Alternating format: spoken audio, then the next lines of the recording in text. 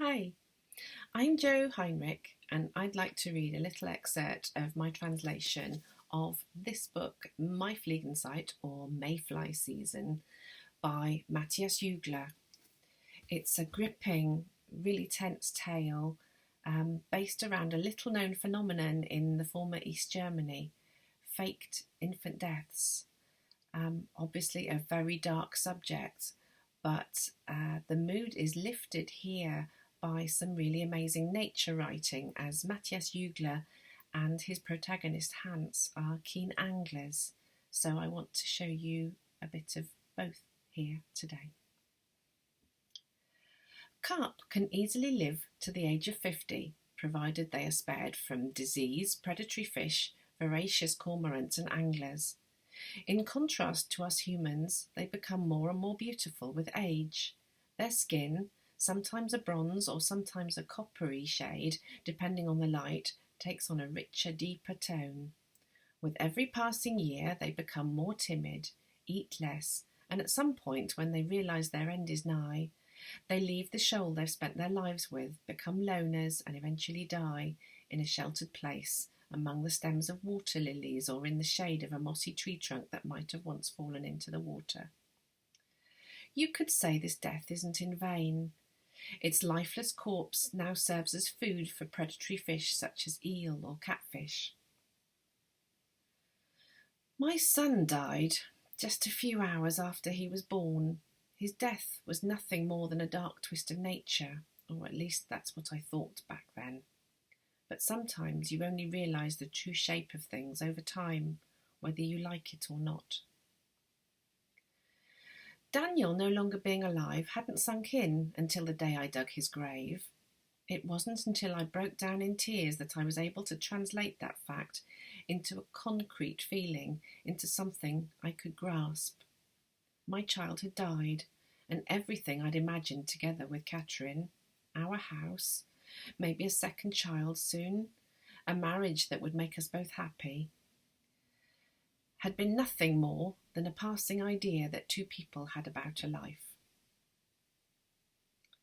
For a long time, I'd assumed the moment when the doctor entered the room where Catherine was lying while I was holding her hand was the moment when I grasped it all, the way Catherine did.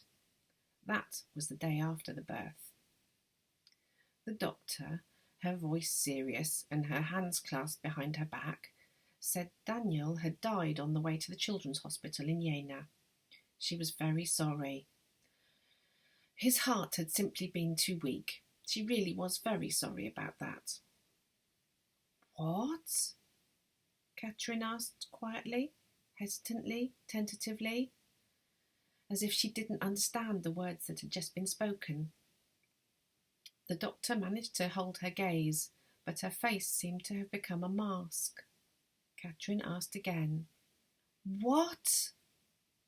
There was sudden anger and incredulity in that one word, as much as someone could muster if she'd just become a mother and then no longer was one, from one day to the next. She shrugged off my hand and tried to straighten up, which didn't go well. I could tell from her pained face that the wound on her belly hurt and was pulling tight. She contorted her lips and sucked in a breath through her teeth. The doctor didn't look like the bearer of bad news. She had an open face, fine features and full lips, and I wondered why I was thinking about things like that at that very moment, and why, unscathed as I was, well rested, my senses about me, why I did nothing. I could have resolutely taken her outside that doctor so we could clear up the misunderstanding that had obviously just occurred. Other men would probably have done that. Or they would have started sending the right signals to their wives straight away, just as the first bitter grief was rising up within them. I'm here. We share this pain, skin to skin. But I did nothing. I sat in my chair, which was hard and uncomfortable, looked out of the window, saw the clouds, saw the shapes they were making, and thought they were really beautiful, saw the chestnut tree in blossom. Everything was blossoming right then. Life was everywhere, and that realisation made me feel strangely tired. After the doctor had left the room, Catherine's anger began to turn on me. Say something!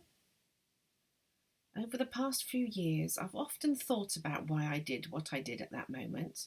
Nothing.